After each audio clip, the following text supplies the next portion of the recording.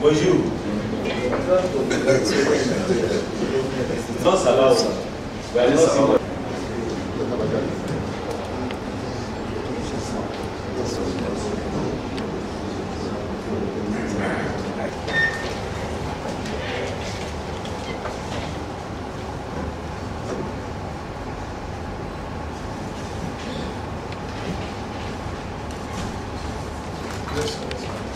Directors, good morning. I am Brigadier General Isa, the Director, Army Public Governor of Ekiti State. Dr. All of us welcome His Excellency and his team this morning. An honor to be here. The Chief of Army Staff and I have been in some discussion about something that is very dear to Ekiti. But that's not the only reason why I'm here. I'm here first and foremost to pay him a courtesy visit, but also to really come home. You may wonder, if I say I'm coming home, what is this man talking about, a bloody civilian?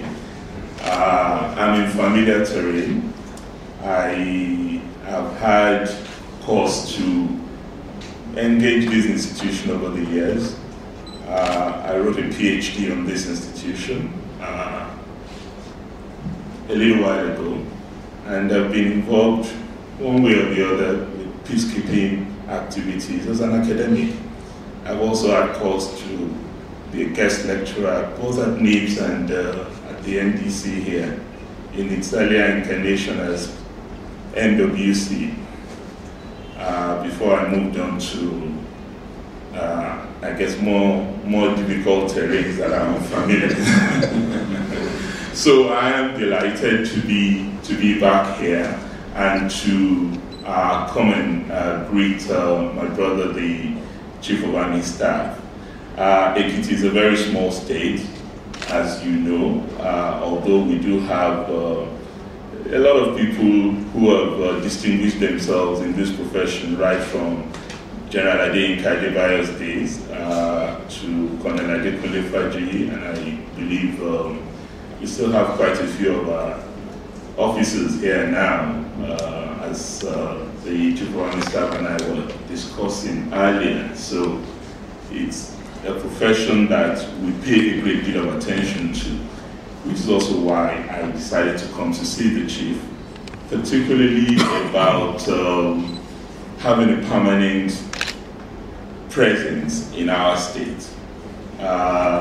Ekiti has benefited greatly from the generosity and support of the military in its 15 years of existence.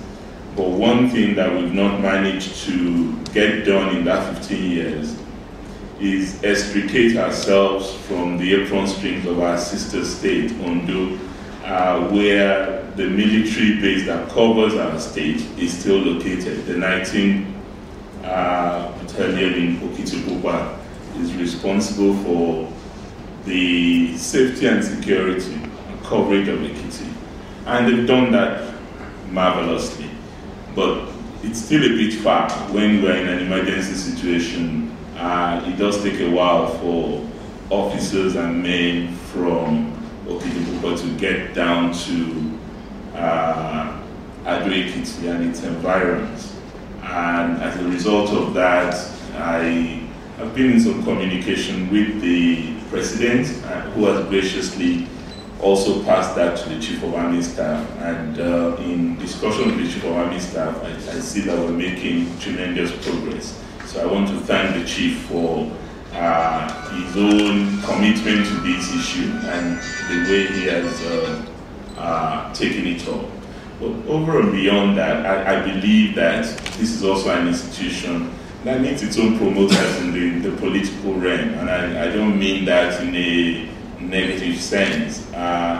There is limited understanding, and those in the institution who are involved with budget formulation, budget making, and budget defense, for example, in the National Assembly would know what I'm talking about. The bulk of the people who you engage are not necessarily that familiar with the intricacies of the profession, and they don't have a detailed grasp of what you talk about, which does tend to affect what comes to the profession in terms of its allocation.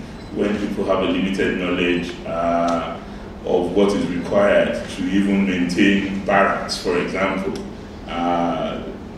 it affects what they decide at the end of the day. So I believe that it's not only engaging the institution that is important, it is important for you to engage us and to train us on those things that matter to the military as an institution, and also keep us better informed about the institution in a manner that we can defend the institution in our own enlightened self-interest and in the best interest of all our people.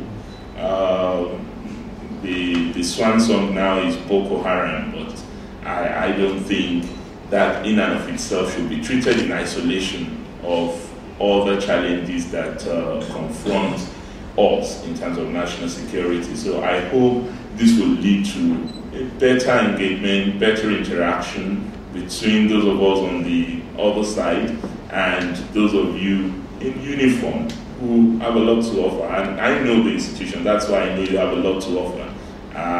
It's not the understanding that the generality has out there that is really the military. So for us, it is absolutely critical to also let those who are not as well informed about the institution out there to know what it is that the institution does and why it is imperative for us to constantly engage you, especially in the professional and dedicated sense that we now have it. So I'm really delighted to be here to come and see the Chief of Army Staff and to see all our senior officers who are assisting him in the discharge of this duty. Thank you very much for having me. In front of the Army Headquarters to document it.